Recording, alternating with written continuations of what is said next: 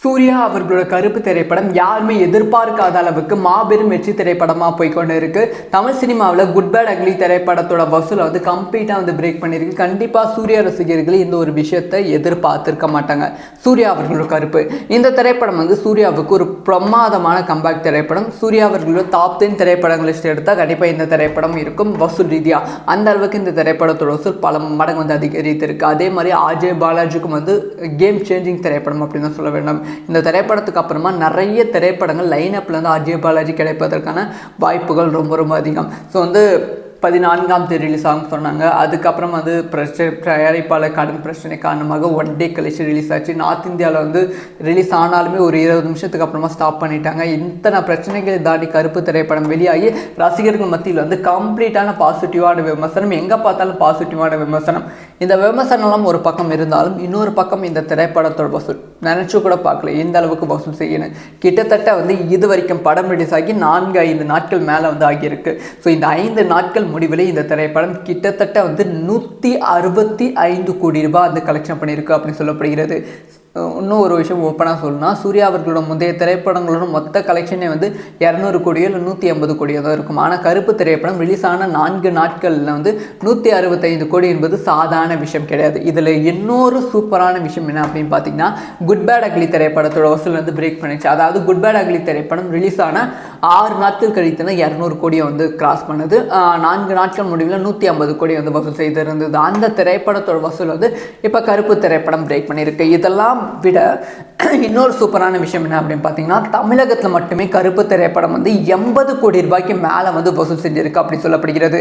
கண்டிப்பாக 5 நாட்கள் முடியும் போது வந்து 100 கோடி ரூபாய் தமிழகத்தில் மட்டுமே கருப்பு திரைப்படம் வசூல் செய்வதற்கான வாய்ப்புகள் ரொம்ப ரொம்ப ரொம்ப அதிகமாகவே இருக்குது.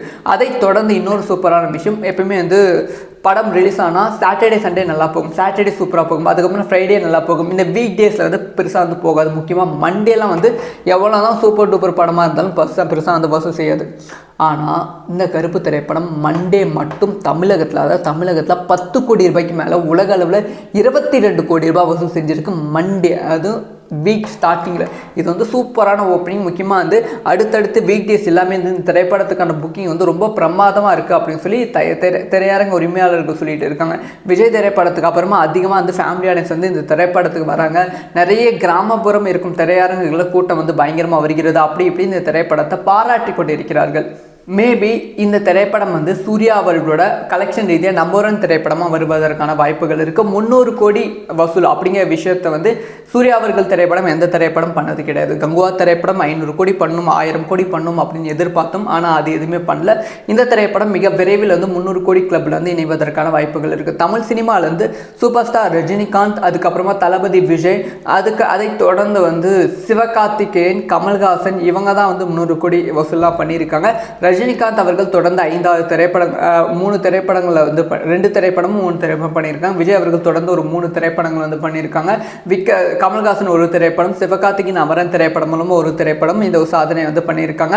ஸோ விக்ரம் பண்ணலை, ஆனால் வந்து சூர்யா அவர்கள் இந்த கருப்பு திரைப்படம் மூலமாக அந்த ஒரு சாதனை வந்து படைப்பதற்கான வாய்ப்புகள் இருக்குது. மேபி வந்து 400 கோடி ரூபாய் வசூல் வந்து அடைவதற்கான வாய்ப்புகள் இருக்குது. அப்படி 400 கோடி ரூபாய் வசூல் செய்து விட்டால் யார், ரஜினிகாந்த், தளபதி விஜய், அதுக்கப்புறம் கமல்ஹாசனை தொடர்ந்து சூர்யா அவர்களோட பெயரும் வந்துவிடும். ஸோ என்ன நடக்க போகிறது, கருப்பு திரைப்படத்தை எப்படி வந்து மக்கள் வந்து இன்னும் இந்த வசூலை வந்து பெருசாக ஆக்க போகிறாங்க அப்படிங்கிற விஷயத்தை நம்ம வெயிட் பண்ணி தான் பார்க்கணும். இந்த ஒரு விஷயத்தை பற்றி உங்களோட ஒப்பீனியனை கமெண்ட்டில் வந்து லீவ் பண்ணுங்கள். இந்த மாதிரி சினிமா சம்மந்தமாக எல்லா விஷயம் தெரிஞ்சுக்கணும்னா சப்ஸ்கிரைப் பண்ணி சப்போர்ட் பண்ணுங்கள்.